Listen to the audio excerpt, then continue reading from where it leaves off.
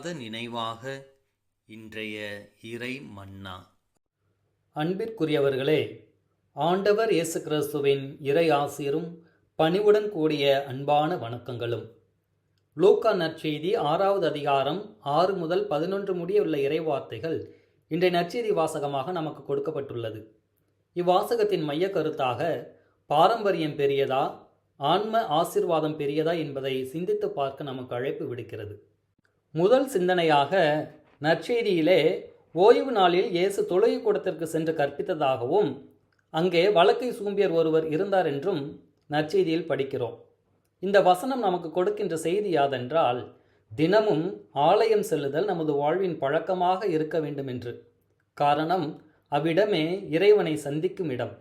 உதாரணமாக, நாம் எவரையேனும் வழியில் சந்திக்கிறோம் என்றால் அனைத்தையும் அங்கே பேசிவிட மாட்டோம்.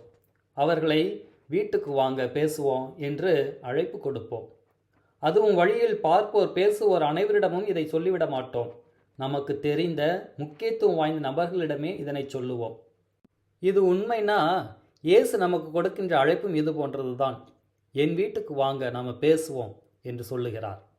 இதிலிருந்து தெரிவது, நாம் அனைவரும் இயேசுவுக்கு தெரிந்தவர்கள், மிகவும் முக்கியமானவர்கள். அவரே நமக்கு அனைத்தும். அப்படின்னா அவரை பார்க்க ஆலயம் நாளும் செல்வது நமது முக்கியம்தானே. இன்றைய நற்செய்தி வாசகத்தில் பார்க்கின்றவாறு, இயேசு தொழுகை கூடத்திற்குள் சென்றவுடன் அங்கே வலக்கை சூம்பிய ஒருவரை பார்க்கின்றார். இங்கே இயேசுவுக்கும் அந்த மனிதருக்கும் இடையே ஒரு பந்தம், பாசம், குடும்ப உணர்வு ஏற்படுவதை நாம் பார்ப்போம். பிறகு எவ்வாறு பரிசேயர்களுக்கு முன் அம்மனிதரை வெட்கமடைய செய்வார்? எழுந்து நில், நீ என்னுடையவன், உனது கையை நீட்டு என்று அந்த மனிதருக்கு சுகம் கொடுக்கிறார். நாம் அவரை தேடி செல்லும்போது அனைத்தும் நமக்கு நடக்கிறது. நாம் அவரை தேடி செல்லவில்லை என்றாலும் இயேசு நம்முடன் தான் இருக்கிறார். ஆனால் நாம் தேடி செல்கின்ற போது அதற்குரிய பலனை முழுமையாக நாம் அனுபவிக்க முடியும். ஆக அன்பு மக்களே, ஆலயம் என்பது இறைவனை சந்திக்கும் உன்னதமான இடம். அது நாளும் நமது வாழ்வில் இடம்பெற வேண்டும். ஆலயம் சென்று அவரை பார்த்துவிட்டு அன்றைய நாளை துவங்கி பாருங்கள். பிறகு எப்படி இருக்கிறது என்று நீங்களே ஆச்சரியப்பட்டு விடுவீர்கள். இரண்டாவது சிந்தனையாக, இயேசு பரிசேயர்களுடைய எண்ணங்களை அறிந்து கை சூம்பியவரை நோக்கி எழுந்து நடுவே நில்லும் என்கிறார். எதிலிருந்து நாம் துணிவோடு எழ வேண்டும்? மற்றவர்கள் உன்னை இந்நிலைக்கு பரிகாசம் செய்கிறார்களா? கவலைப்படாதே, துணிவோடு கடந்து செல். உன்னுடைய தீய எண்ணங்களில் விழுந்து கிடக்கிறாயா? கவலைப்படாதே, துணிந்து எழுந்து நில். உனக்கு ஆதரவாக புரிந்து கொள்ள யாரும் இல்லை, இந்த வாழ்வே வீண், இந்த மனிதர்கள் எல்லாம் ஆதாயம் தேடுகிறார்கள் என்று சோர்ந்து போகிறாயா? எழுந்து நில், கவலைப்படாதே. உனது உறவினர்கள் உன்னை கடிந்து பரிகாசம் செய்கிறார்களா? மற்றவர்கள் உனது உழைப்பில் பொறாமைப்படுகிறார்களா? உனக்கு கை கொடுக்க யாரும் இல்லை என்று ஏங்குகிறாயா? கவலைப்படாதே, எழுந்து துணிவோடு நட. அனைத்தும் மாறும். இந்நிலைமைகள் அனைத்தும் மாறும். காரணம், இயேசு உன்னோடு இருக்கிறார். இந்த உலகத்தின் பேச்சு முக்கியமா, அல்லது இயேசுவின் உடனிருப்பு உனக்கு முக்கியமா? மூன்றாவது சிந்தனையாக, இயேசு அம்மனிதரிடம் எழுந்து நடுவே நில்லும் என்று சொன்னவுடன் அவர் எழுந்து நிற்கின்றார். உடனே இயேசுவின் குரலுக்கு செவி கொடுக்கின்றார். உடனேயே இயேசு சொன்னதை அவர் செய்கிறார். தாமதிக்கவில்லை. There was no any second thought for him. இயேசு எப்போதுமே சாதாரண மக்களின் விசுவாசத்தை அதிகம் மெச்சுகிறார். அவர்களுடைய எளிய விசுவாசத்தை நினைத்து மனம் குளிர்ந்து போகிறார்.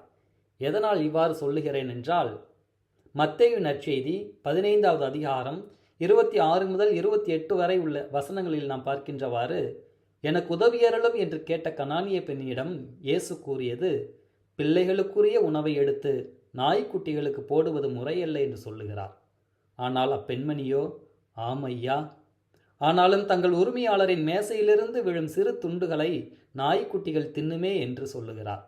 இயேசுவை தனது உரிமையாளர் என்று சொல்லுகிறார்.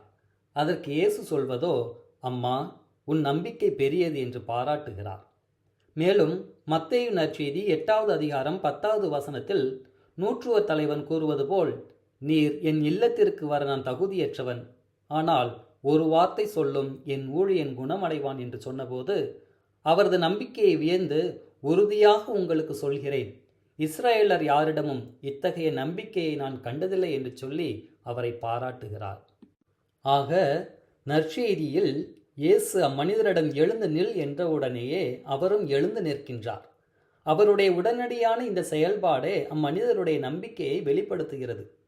நாமும் எளிமையானவர்கள்தான். இயேசுவின் துணையை நாடுபவர்கள் அனைவருமே எளிமையானவர்கள்தான். ஆனால் அவர் சொல்வதை உடனே செய்ய வேண்டும். அதற்கு தான் நான் சொன்னேன் முதலில், நாளும் ஆலயம் செல்ல நாம் கற்றுக்கொள்ள வேண்டும். அவ்வாறு செல்வதே நமக்கு பாதி வெற்றியை கொடுத்துவிடும். அவ்வாறு செல்கின்ற போது இயேசு நம்மிடத்தில் பேசுவது நமக்கு புரியும். அப்போது நாம் அதனை செயல்படுத்த முடியும். எனவே இயேசு சொல்வதை செய்ய அவருக்கு முதலில் செவி கொடுக்க வேண்டும். அவருக்கு செவி கொடுக்க நாம் ஆலயம் செல்ல வேண்டும். பிறகு நம் வாழ்வில் அனைத்தும் வெற்றியே. அப்படி இல்லை என்றால் அந்த மனிதரின் வழக்கை சூம்பி இருந்தது போல நமது ஆன்மா சூம்பியதாய் மாறிவிடும். காரணம், ஆன்மாவுக்கு தேவையான இரத்த ஓட்டமான இறை ஆசீர்வாதம் இல்லாமல் போய்விடும். இதற்கு சிறந்த உதாரணம் இன்றைய நற்செய்தியிலே இயேசுவிடம் குறை காண வேண்டும் என்ற நோக்குடன் என்ற வார்த்தையானது பரிசேயர்களின் ஆன்ம அழுக்கை குறிக்கிறது. அவர்களின் ஆன்மா சூம்பியதாக இருப்பதை குறிக்கிறது. ஆகவேதான் அம்மனிதனின் உடல் நலத்தை விட பாரம்பரியமும் சடங்குகள் மட்டுமே முக்கியம் என்று பரிசேயர்கள் சொல்கிறார்கள். ஆனால் இயேசுவோ சூம்பியதாய் இருக்கும் ஆன்மாவிற்கு இறை விசுவாசமும் இறை அன்பும் தேவை என்று எடுத்துரைக்கிறார். அன்பானவர்களே, நாம் இயேசுவுக்கு முக்கியமானவர்கள். இயேசுவும் நமக்கு முக்கியமானவர் என்று நினைத்தீர்கள் என்றால் நமக்கு தேவை ஆன்ம ஆசீர்வாதம். அது எங்கு கிடைக்கும்? இறைவன் வாழும் இல்லத்தில்தான் கிடைக்கும். அப்ப நாம் செய்ய வேண்டியது என்ன? நான் மீண்டும் சொல்ல தேவையில்லை என்று நினைக்கிறேன். உங்களுக்கே புரியும். எழுந்து அவரிடம் செல்வோம். அவர் சொல்வதை நம்பிக்கையோடு செய்வோம். ஆன்ம அருளை பெறுவோம். மனநிறைவோடு வாழ்வோம். இறைவன் என்றென்று வாழ்த்து பெறுவாராக. ஆமேன்.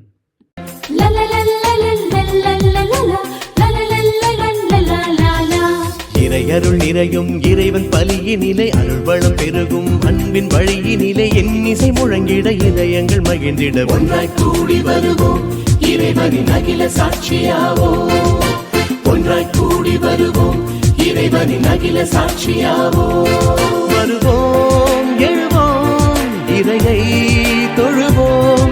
வருவோம், எழுவோம், இறையை தொழுவோம். உருவில்லா இறைவனின் நிகரில்லா அன்பினில் இணைந்திட மகிழ்ந்திட ஒன்றாய் கூடி வருவோம். இறைவனின் அகில சாட்சியாவோ ஒன்றாய் கூடி வருவோம். இறைவனின் அகில சாட்சியாவோ